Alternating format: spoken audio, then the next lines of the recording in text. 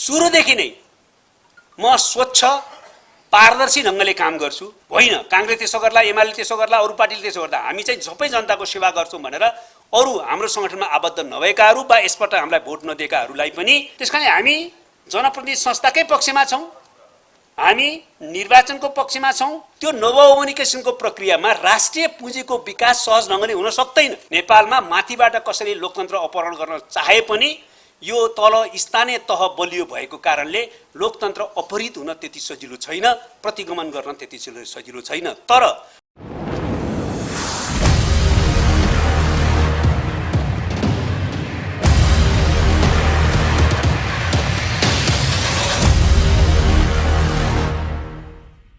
हाम्रो पार्टी नेपाली कांग्रेस, नेकपा एमाले वा अरू पार्टीहरू जसबाट निर्वाचित भए पनि हुने दिशातिर हामी जानु हुँदैन। त्यसो गर्नलाई सबभन्दा पहिले हामीले केन्द्रबिन्दु राख्नुपर्ने काम हाम्रो पार्टीको रणनीति र कार्यनीतिको सेवाका निम्ति हामी त्यहाँ गएका छौँ भनेर बुझ्न जरुरी छ।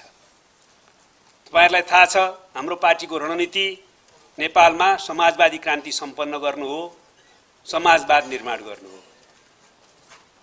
हाम्रो मूल कार्यनीति समाजवाद उन्मुख समृद्धि र समाजवादको आधार तयार पार्नु हो।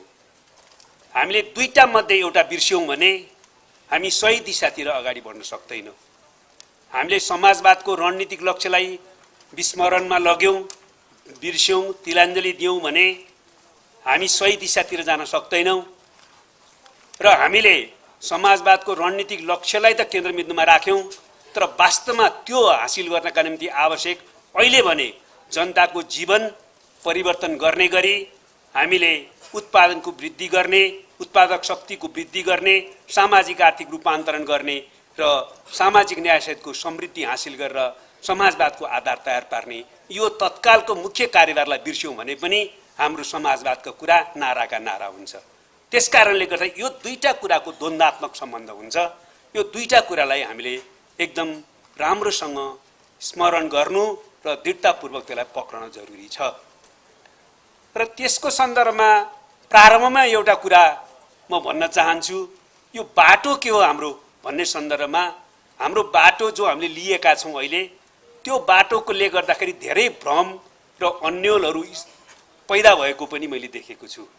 हाम्रो बाटो अहिले हामीले शान्तिपूर्ण बाटो भनेका छौं। शान्तिपूर्ण बाटोको अहिलेको मुख्य पक्ष शान्तिपूर्ण प्रतिस्पर्धा हो। तर प्रारम्भमा के कुरा सबैलाई ध्यानाकर्षण गराउन चाहन्छु भने हामीले शान्तिपूर्ण प्रतिस्पर्धा भनेको शान्तिपूर्ण बाटोको सम्पूर्ण पक्ष होइन। हामीले शान्तिपूर्ण प्रतिस्पर्धालाई शान्तिपूर्ण बाटोको मूल पक्ष बनाएका छौं, तर शान्तिपूर्ण बाटोबाट नै अगाडि बढ्ने गर्दा हामीले के कुरामा स्पष्टता हासिल गर्न जरुरी छ भने त्यो भनेको शान्तिपूर्ण जनआन्दोलन पनि हो, त्यो भनेको शान्तिपूर्ण विद्रोह पनि हो। त्यसकारण हामीले अहिले शान्तिपूर्ण बाटो अख्तियार गरेका छौं, त्यसको एउटा मुख्य पक्ष शान्तिपूर्ण प्रतिस्पर्धामा छौं। यो कुरालाई हामीले बुझ्न जरुरी भयो। र एउटा यो कुरालाई स्पष्ट पार्दै पार्टीले के पनि भनेको छ भने हामी शान्तिपूर्ण बाटोबाट त्यसको मुख्य पक्ष शान्तिपूर्ण प्रतिस्पर्धा बनाएर अहिले अगाडि बढ्न चाहन्छौं र नेपालमा समाजवाद उन्मुख समृद्धि हासिल गर्दै समाजवादको दिशातिर जान चाहन्छौं र वास्तविक समाजवाद निर्माण गर्न चाहन्छौं। तर कथम कदाचित कुनै ढङ्गले शान्तिपूर्ण बाटोलाई अवरुद्ध गरियो भने जनताले जे गर्दाखेरि समाजवादी क्रान्ति सम्पन्न गर्न सक्छ त्यो बाटो अख्तियार गर्नु पनि हाम्रो निम्ति अनिवार्य दायित्व हुन जान्छ भन्ने कुरा पनि पार्टीले भनेको छ। त्यसकारण यो कुरामा स्पष्टता हासिल गर्न जरुरी छ। र योसँग जोडिएको कुरा के हो भने हाम्रो धेरै साथीहरूले, पार्टीका साथीहरूले, जनप्रतिनिधि साथीहरूले भन्ने के गरेको सुनिन्छ भने संसदीय व्यवस्थामा आइएपछि यो अभ्यासमा आइएपछि त यस्तो विकृति फोहोर त हुने नै भयो नि भन्ने कुरा गरेको देखिन्छ। शान्तिपूर्ण प्रतिस्पर्धा भन्नु र संसदवाद भन्नु एउटै कुरा होइन। एकदम प्रश्न हुनुपर्छ। हामी अहिले शान्तिपूर्ण प्रतिस्पर्धामा छौं, तर पुँजीवादलाई सघाउ गर्न, पुँजीवादलाई बलियो बनाउन हामी शान्तिपूर्ण प्रतिस्पर्धामा आएका होइनौं। हाम्रो शान्तिपूर्ण प्रतिस्पर्धा संसदवाद होइन। हाम्रो शान्तिपूर्ण प्रतिस्पर्धामा सहभागिता पुँजीवादलाई सुदृढ बनाउने काममा सहभागिता होइन। हामी शान्तिपूर्ण प्रतिस्पर्धा मार्फत पुँजीवादको विरुद्ध जान चाहन्छौँ। त्यसकारणले हामीले चलन चल्तीमा संसदीय व्यवस्था जो भनेका छौं त्यसलाई पुँजीवादलाई भने हो। जनप्रतिनिधिमूलक प्रणालीलाई नै संसदीय व्यवस्था मान्ने र जनप्रतिनिधि संस्था चाहिँदैन भने जसरी सोध्ने, त्यसको लागि निर्वाचन चाहिँदैन भने जसरी सोध्ने जो चिन्तन छ त्यो भने चाहिँ संसदवाद हो भन्ने चिन्तन छ, त्यो गलत छ। यसमा स्पष्टताको आवश्यकता छ। आज हामीले अन्तर्राष्ट्रिय कम्युनिस्ट आन्दोलन र प्रतिक्रान्तिको सीमावलोकन गरेर त्यसको शिक्षा लिने सन्दर्भमा पनि चाहे 21औं शताब्दीमा जनवादको विकासको दस्तावेजमा होस्, चाहे अन्तर्राष्ट्रिय कम्युनिस्ट आन्दोलन र प्रतिक्रान्तिको शिक्षा सम्बन्धी दस्तावेजमा होस्, हामीले भनेको कुरा के छ भने हामीले सत्ता सञ्चालनमा सर्वहारा श्रमजीवी जनताको प्रत्यक्ष सहभागिताको संस्थागत प्रणालीको विकास गर्नेछौँ, जुन मामलामा कमजोरी भएको थियो। त्यसकारण हामी जनप्रतिनिधि संस्थाकै पक्षमा छौँ, हामी निर्वाचनको पक्षमा छौँ। तर त्यो निर्वाचन कुन ढङ्गले अगाडि बढाउने, जनप्रतिनिधि संस्थाको पूरक श्रमजीवी वर्गको अर्को मेकानिजम के हुन्छ भन्ने बारेमा पनि हामीले अन्वेषण गर्नुपर्ने आवश्यकता छ। तर हामी जनप्रतिनिधि संस्था र जनप्रतिनिधिको प्रणालीको पक्षमा हुन्छौँ र त्यो भनेको पुँजीवादमा सहभागिता होइन।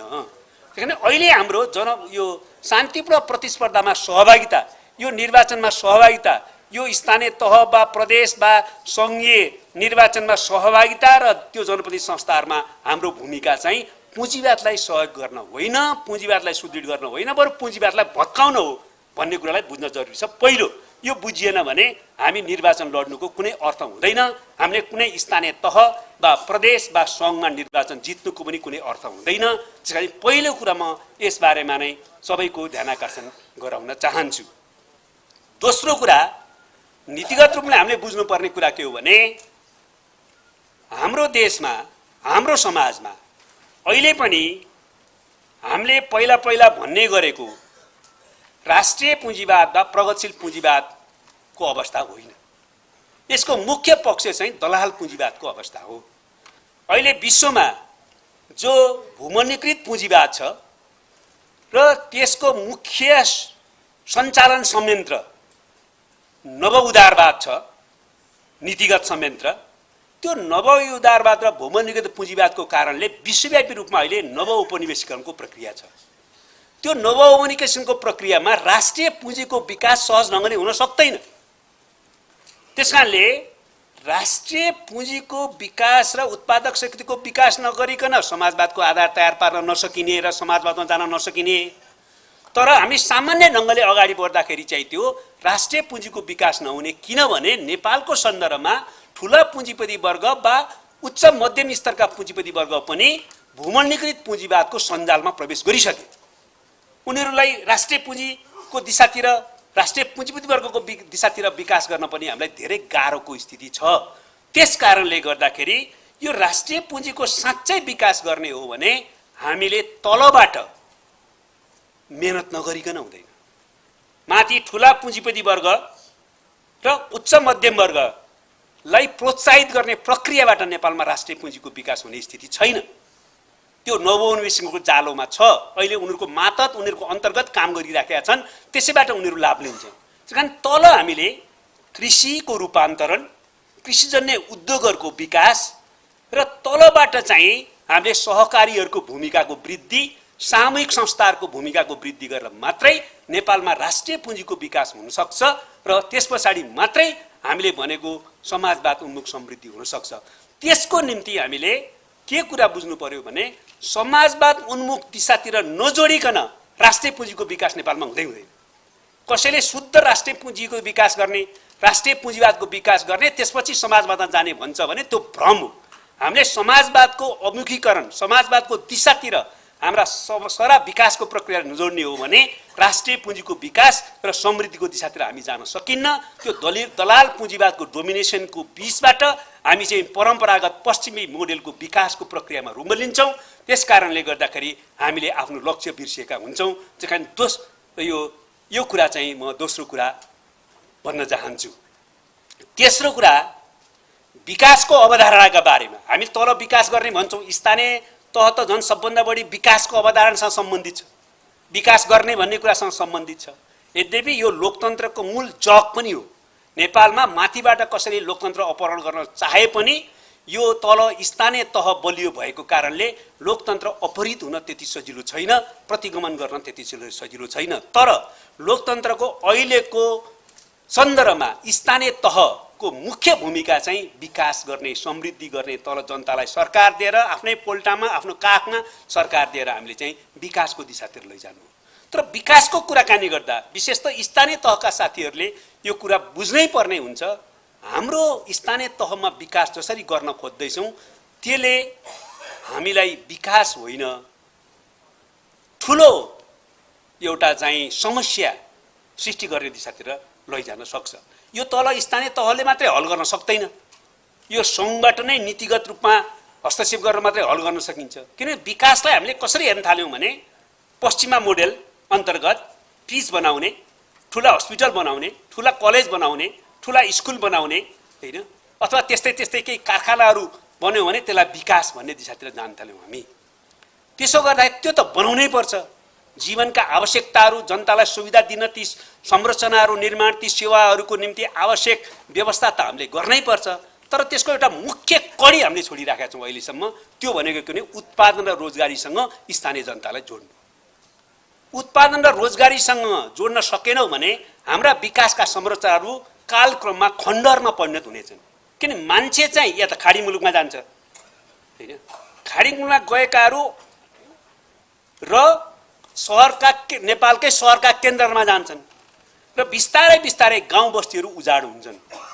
एक चरणसम्म चाहिँ दसैँ तिहार मान्न अथवा आफ्नो अरू कुनै मान्न, विभिन्न जातीय भाषिक सांस्कृतिक समुदायले आफ्नो चाडपर्व मान्न पहिला जन्मेको हुर्केकै गाउँमा जाउन् त भन्ने ठाउँसम्म त एक तहसम्म हुन्छ, पछाडि त्यो पनि बाँकी रहन्न र त्यो खण्डर भन्छ। किन मान्छे त्यहाँ बस्ने कुरा, मान्छेको जनजीवनको आधार त्यहाँ सृष्टि नगरिकन त्यो विकास चाहिँ दिगो विकास हुनै सक्दैन र त्यहाँ बस्ती रहँदैन।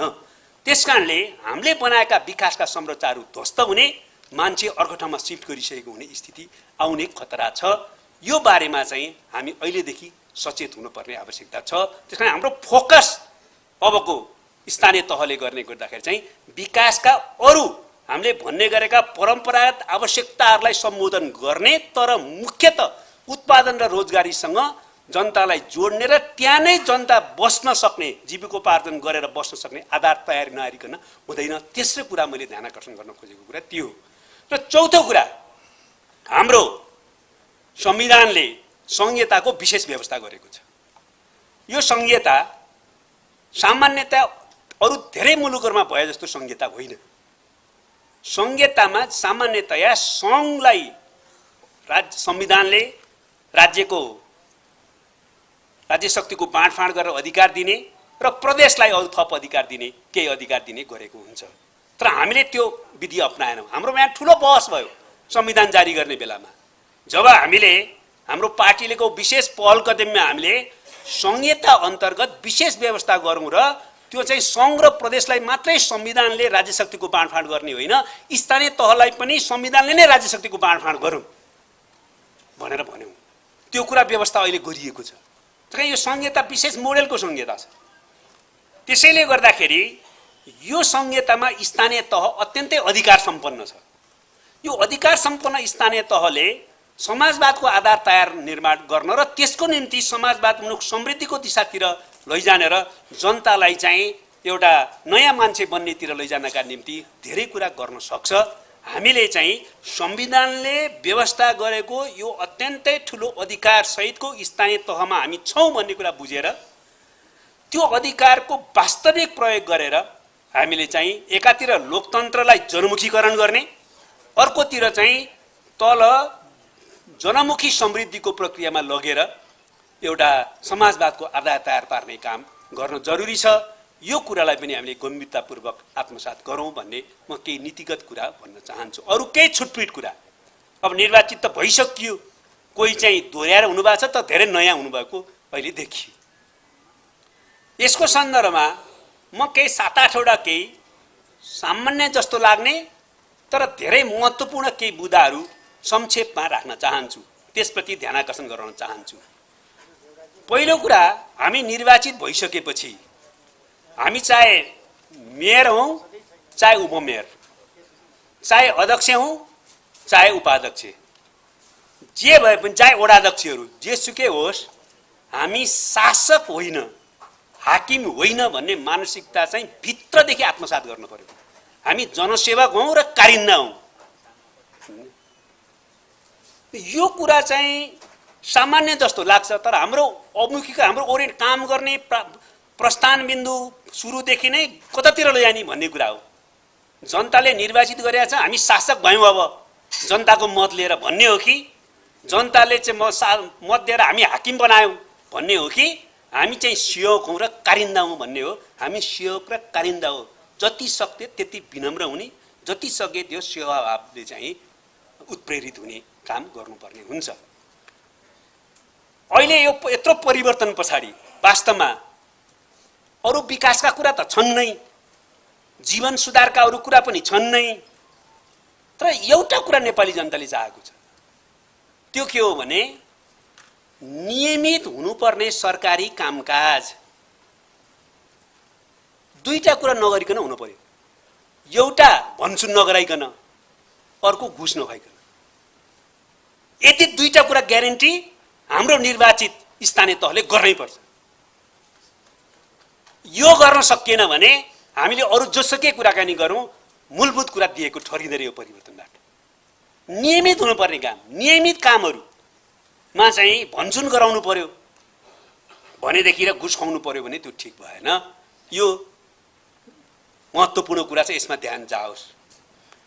तेस्रो कुरा चाहिँ यो भ्रष्टाचार त्योसँग जोडिन्छ।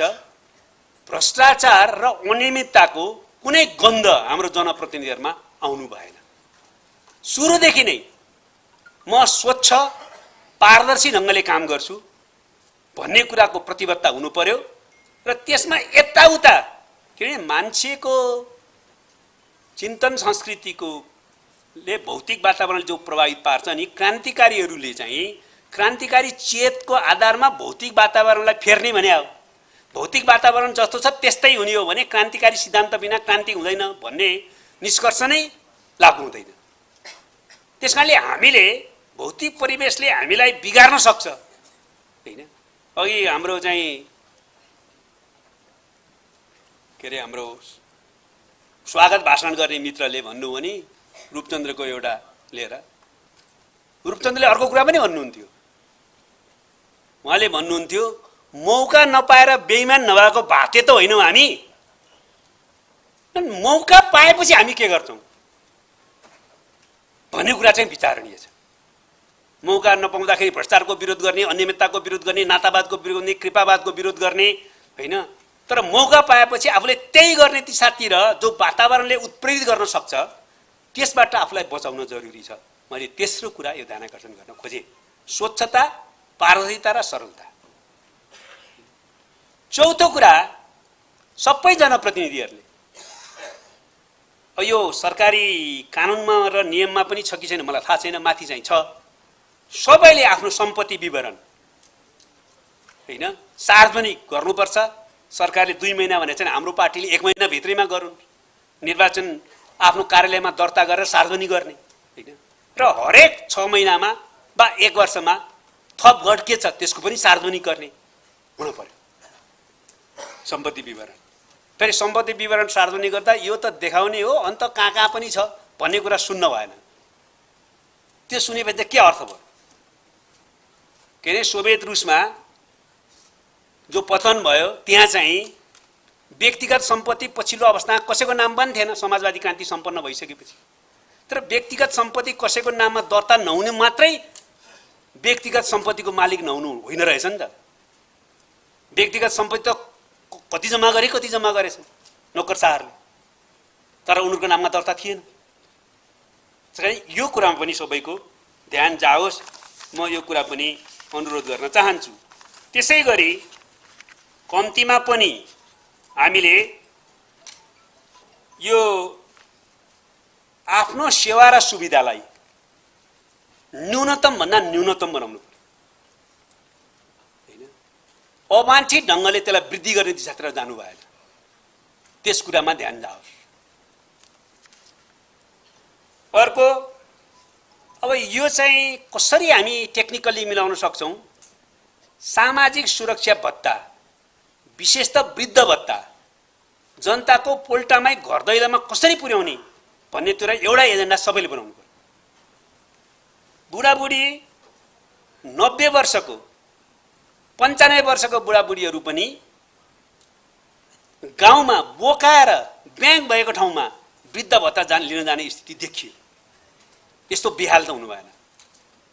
त्यसकारणले त्यसको निम्ति के गर्नुपर्छ, हामीले विधि मिलाएर संयोजन गरेर कमसेकम वृद्ध भत्ता चाहिँ, अरू पनि त्यो क्रममा भत्ताहरू चाहिँ घर दैलोमा पुर्याउन सकिन्छ भने धेरै राम्रो भयो, तर वृद्ध भत्ता चाहिँ घर दैलोमा पुर्याउनै पर्यो, त्यो कुरामा ध्यान जाओस्। विकासको सन्दर्भमा मैले अघि नै भने, त्यसकारणले म सैद्धान्तिक कुरामा चर्चा गर्न चाहन्न, तर विकासको बारेमा म के भन्न चाहन्छु भने सबैले एकीकृत विकास योजना बनाऊ 5 वर्षको, र त्यसले दिशा भिजन दूरदृष्टिको कोणबाट अझ अगाडि पनि जान सक्छ, तर सबैले इन्टिग्रेटेड डेभलपमेन्ट प्लान बनाऊ आफ्नो स्थानीय तहको। त्यसको निम्ति आफू नै पर्याप्त हुँदैन, आफ्नो पार्टी विज्ञहरू जस्तो हाम्रो पार्टीकै विज्ञहरू हुनुपर्छ भन्ने छैन। अलिकति वामपन्थी उन्मुख, अलिकति सामाजिक रूपान्तरण उन्मुख, समाजवाद उन्मुख विज्ञहरू कुन कुन विषयका कहाँ छन्, उनीहरूलाई पनि लिएर हामीले चाहिँ इन्टिग्रेटेड डेभलपमेन्ट प्लान बनाउनु पर्यो, त्यो 5 वर्षको। त्यस पछाडि अर्को दुईटा कुरा चाहिँ यो मेरो विशेष जोड छ, मैले धेरैदेखि भने छु। अहिले नीति कार्यक्रम र बजेट बनाउने सङ्घीय सरकारको बारेमा पनि यो कुरा भनियो, अध्यक्ष र हामीले यो कुरामा जोड दियौँ। त्यो के हो भने दुईटा कुरा, स्वच्छ खानापानीको निम्ति माग्न नपरोस्। यस्तो स्थिति गर्न परेको, सो खानेपानी नपाउने कुन बस्ती छ भनेर तपाईहरुले आह्वान गर्नु पर्यो। आफ्नो पार्टी संयन्त्र, आफ्नो निर्वाचित जनप्रतिनिधिहरूलाई त्यो चाहिँ माग गरेर जनतालाई आह्वान गरेर यहाँ चाहिँ अहिले पनि खानेपानी स्वच्छ पाएको छैन। त्यसमाथि पनि सबभन्दा पहिले अहिले सरकारको बजेटले पनि नीति कार्यक्रमले दलित बस्तीमा त खानेपानी पुर्याउनै पर्छ भन्ने कुरा घोषणा गरेको छ। त्यसैले खानेपानी चाहिँ त्यसको निम्ति पनि स्थानीय नेता वा माथिल्लो नेता धाउनु पर्ने, हाम्रो गाउँ बस्तीमा चाहिँ पानी नै छैन लौ न भन्न पर्ने स्थिति अन्त गरिदिनु पर्यो। 1 वर्षमा सकिन्छ भने 1 वर्षमा, सकिन्न भने त्यो योजना निर्माण गर्न जति समय लाग्छ त्यति अवधिसम्ममा खाने एक घर एक धारा चाहिँ पुर्याउने, त्यसको निम्ति बिन्ती गर्नुपर्ने, निवेदन हाल्नुपर्ने, चाकरी गर्नुपर्ने हुनु भएन। खानेपानी कहाँ छैन भनेर डिमान्ड गर्ने, माग गर्ने, खानेपानीलाई पहिलो प्राथमिकता दिने, सबैको घरमा धारा पुर्याउने, त्यसको अवधि चाहिँ न्यूनतममा योजना अलि ठुलै छ 1-2 वर्ष 2-3 वर्ष लाग्छ भने त्यो योजनाले माग गर्ने अवधिसम्म होस्, तर होइन भने तत्काल पहिलो काम चाहिँ खानेपानीलाई दिने र दोस्रो सबैको घरमा बिजुली पुर्याउने। खानेपानी र बिजुली सबै ठाउँ पुगोस्, त्यो कुरामा सबैको ध्यान जानु पर्यो। दोस्रो, तेस्रो विकासको कुराकानी गर्दाखेरि अहिले शिक्षा, स्वास्थ्य, कृषिको रूपान्तरण, उत्पादन रोजगारी, पूर्वाधार विकास, पर्यटन, ऐतिहासिक वस्तु र थलोहरूको संरक्षण र संस्कृतिको संरक्षणमा ध्यान दिउँ। अरू कुरा हामीले भन्दै आइरहेका छौँ। म शिक्षाको बारेमा र स्वास्थ्यको बारेमा भन्न चाहन्छु। विशेष त हाम्रो तलदेखि माथिसम्म शिक्षालाई ध्यान पुगेको छैन। अहिले पनि हामीले बजेट बनाउन सकेनौँ, सङ्घीय बजेटमा पनि जति छ त्यति भयो, गत वर्षको जति छ त्यति भयो। मतलब अरू उत्पादनमा हामीले लगानी गर्ने, तर 20 वर्ष जो एउटा व्यक्ति जुन क्षेत्रमा जान्छ त्यसमा चाहिँ हामीले लगानी बढाउँदैनौँ भने देश बन्दैन। 20 वर्ष एउटा मान्छे 4 वर्षदेखि हैन 25 वर्षसम्म ऊ विद्यार्थी हुन्छ, अनि त्यसमा लगानी गर्ने कुरामा कन्जुसै गरेर अन्तको बजेट छैन, अन्त लगाउनु पर्यो भने बाटो काटे हुन्छ, बरु बिजुलीको एउटा योजना काटे हुन्छ, बरु ठुल्ठुलो योजना, बत्ती त घर घरमा पुर्याउनु पर्यो। त्यस बाहेक शिक्षाको क्षेत्रमा बढीभन्दा बढी हामीले बजेट विन्यास गर्नुपर्छ। शिक्षालाई कायापलट नगरिकन समाज रूपान्तरणको प्रक्रिया अगाडि बढ्न सक्दैन। यो कुरामा ध्यान दिनु। शिक्षामा के गर्ने ठोस रूपमा छलफल गरौँला, तर शिक्षामा हामीले ध्यान दिनु। उत्पादनको सबभन्दा मुख्य थलो नै शिक्षा हो। एउटा मान्छेलाई पुस्तालाई 20 वर्षसम्म एक ठाउँमा राख्छौँ शिक्षाको लागि भनेर त्यहाँ चाहिँ लगानी गर्दैनौँ। त्यो खाली हामीले चाहिँ सार्वजनिक संस्था मतलब सामुदायिक विद्यालयहरूमा पनि बोर्डिङ स्कुल जस्तै गुणस्तरीय शिक्षा दिने भनेको पनि त्यो एउटा अर्थमा मात्रै सीमितीकरण छ, त्यो गलत छ। त्यो के छ भने बोर्डिङ स्कुलको जस्तै परीक्षामा राम्रो नम्बर ल्याउने, अङ्क धेरै ल्याउने भन्नेमा सीमित छ। त्यो अवधारणै गलत हो। माने शिक्षाले त कमसेकम पहिला जीवनको शिक्षा दिनु पर्यो। लाइफको शिक्षा निम्ति शिक्षा हो कि जीविकोपार्जनको निम्ति शिक्षा हो? लाइफ अन्तर्गत जीविकोपार्जन पर्नुपर्छ। जीवन दृष्टिबिन्दु नदिने तर जीविकोपार्जन मात्र सीमित गर्ने चाहिँ म्यानुअल दास बनाउन खोज्दैछौँ हामी शिक्षा मार्फत, भोकेसनल एजुकेसन बा अरू केहीको नाममा। जीवन दृष्टिकोण देखेर जीवनको शिक्षा दिनु पर्यो, त्यसपछि त्यसको पूरक अङ्गको रूपमा जीविकोपार्जन पनि गरेर खाने शिक्षा चाहियो। त्यो सँगसँगै ऊ देशभक्त नागरिक होस् र त्यसले चाहिँ राष्ट्रको निम्ति चाहिँ गरिबी निवारण गरेर समृद्धि गर्ने ह्युमन रिसोर्स पनि बन्यो। चारवटा लक्ष्य हुन्छ शिक्षाको। पहिलो लक्ष्य त जीवन शिक्षा हो नि। हाम्रो जीवन शिक्षा छोडिदिने, देशभक्त नागरिक बनाउनु पनि छोडिदिने, हामीले अधिकतम अहिले भएन भनेर गर्न खोजेको के छ भने जीविकोपार्जन गर्ने ठाउँमा पुर्याइदिनु पर्यो क्या भन्छ। त्यति हो शिक्षाको उद्देश्य। त्यही टोटल शिक्षा सम्बन्धी अवधारणा गलत छ, फन्डिङ गलत छ हैन। हामीले हाम्रो पार्टीले गरेर देखाउनुपर्छ। शिक्षा फेरौँ। शिक्षा फेरेपछि अरू क्षेत्रमा फेर्ने प्रक्रिया सुरुवात हुन्छ। अर्को स्वास्थ्यमा हामीले के गर्न खोज्दैछौँ भने हाम्रो अहिलेसम्मको परम्परागत कुरा, बिरामी हो उपचार गर्न हामी केही खर्च गर्छौँ, हस्पिटल बनाइदिन्छौँ, डाक्टर केही उत्पादन गर्छौँ, औषधि केही दिन्छौँ। बिरामी नै नहुने पब्लिक हेल्थको दिशातिर हाम्रो ध्यान छैन। हाम्रो जीवनशैली, आहार विहार खानपानले ट्रमा एक्सिडेन्ट भएर वा त्यस्तै कारणले हुने उपचार गर्नुपर्ने स्थिति बाहेक र जेनेटिक आफ्नो आनुवंशिक केही बाहेक 50% भन्दा बढी रोगहरू चाहिँ आफ्नो जीवनशैलीको कारणले, आहार विहारका कारणले, खानेपानीहरूको कारणले उत्पन्न हुन्छ। रोग कम गर्नतिर नलाग्ने, रोग प्रदूषण बढाइदिने, खानेपानी स्वच्छ नदिने, जीवनशैली पुरै चाहिँ अर्को ढङ्गको बनाउने, रोग चाहिँ लागे गर्ने, त्यसको निम्ति उपचार खर्च चाहिँ बढाइदिने। उपचार खर्च गर्न सक्दैन जनताले, अलिकति बढाएर कहाँ हुन्छ? अनि नयाँ ढङ्गले एप्रोच गर्नु पर्यो। पब्लिक हेल्थ र जीवनको कार्यशैलीलाई फेर्ने, आहार विहारमा जाने, प्रिभेन्टिभ मेजर्स अपनाउने खर्च त्यहाँ गरौँ न। अहिले उपचारात्मक यो जो खर्च गरिरहेछौँ त्यसको 10% 15% मात्रै हामीले अर्को दिशातिर खर्च गऱ्यौँ भने हाम्रो चिकित्सा क्षेत्रको 50% बजेट घटाउन सकिन्छ र समाजलाई अर्को बनाउन सकिन्छ। हामी त्यहाँतिर जाँदैनौँ। हामीले आफ्नो ठाउँमा विज्ञहरू पनि लगेर, पब्लिक हेल्थ एक्सपर्टहरू लगेर हैन, योगका प्रशिक्षकहरू लगेर, ध्यानका प्रशिक्षकहरू लगेर, हामी चाहिँ न्युट्रिसनका प्रशिक्षकहरू लगेर हामी भन्छ नि हाम्रो चाहिँ कोदो कुअन्न भन्थ्यो। अहिले विज्ञानले प्रमाणित गर्यो, अनुसन्धानले प्रमाणित गर्यो बेस्ट न्युट्रिएन्ट मध्ये पर्छ कोदो। भने यस्तो थुप्रै कुराहरू छन् हैन। त्यसैले यो शिक्षा र स्वास्थ्यमा चाहिँ फन्डामेन्टली नयाँ ढङ्गले जानुपर्छ। त्यो कुरामा सबैको ध्यान जाओस् भन्ने म चाहन्छु। अघि विकासको अवधारणाको बारेमा मैले भनि नै हालेँ। त्यस्तै मैले सकेँ। अब यो हामीले अर्को चाहिँ पर्यावरणको रक्षा, विकासको कुराकानी गर्दाखेरि एकदम ध्यान दिनुपर्छ हैन। हरित विकासको दिशातिर जानुपर्छ। जताततै डोजर लगाइदिया छ। भोट हामीले पनि भोट कहाँबाट आउँछ, बाटो ल्याइदिए भनेको छ भने डोजर ठेल्दियो हैन।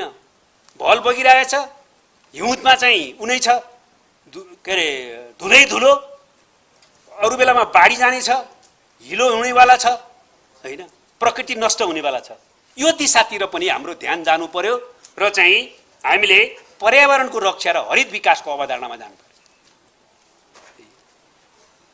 अर्को 8औं चिजमा के भन्छ, जननीति लागू गरौँ है। हामी नै श्रेष्ठ छौँ। जनताले एकचोटि भोट दिइहाल्यो, 5 वर्षमा दिन्थ्यो दिइहाल्यो, निर्वाचित गरिसक्यो, हामी सर्वज्ञाता अनि विकास योजना निर्माण गर्न पनि जननीति लागू गर्न पनि नपर्ने भन्ने सोच्नु हुँदैन। जननीति लागू गर्न पर्छ हामीले जनतासँग सोधेर बुझेर जनतासँग सुझावहरू लिएर काम गर्ने जननीति लागू गर्नै पर्छ र त्यसको निम्ति सार्वजनिक सुनवाई कार्यक्रमलाई अनिवार्य बनाऊ। सार्वजनिक सुनवाई कार्यक्रम अनिवार्य बनाऊ। त्यसले हामीलाई धेरै कुरामा मद्दत गर्न सक्छ र जनतासँगको अरू नियमित अन्तर्क्रियाको कार्यक्रम योजना निर्माण गर्दा होस्, त्यसको कार्यान्वयन गर्दा होस्। अनि यो उपभोक्ता समितिको कुरा छ। यो उपभोक्ता समितिको कुराकानी गर्दा जनतालाई संलग्न गराएर सहभागितामूलक विकास गर्नु ठिक छ, तर उपभोक्ता समिति बनाउने भने चाहिँ अलिकति यसो त्यहाँबाट केही गर्न पाइन्छ भन्ने मानसिकताबाट मुक्त गराउनु। त्यहाँ कडा हुनु पर्यो। विकासको बजेटबाट केही यताउता गरेर हामीलाई सहयोग हुन्छ नि त सङ्गठनलाई भन्ने सोच्नु यो अपराध, त्यहाँतिर जानु हुँदैन। त्यो बारेमा पनि अलिकति ध्यान जाओस्।